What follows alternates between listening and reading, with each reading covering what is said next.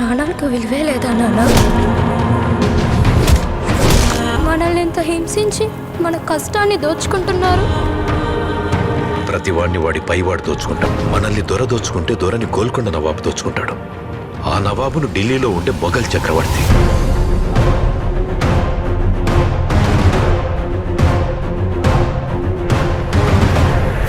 మన పైనున్న ఈ దొంగలందరినీ దోచుకోవడానికి ఆ భగవంతుడు ఖచ్చితంగా ఒకరిని పంపిస్తాడు.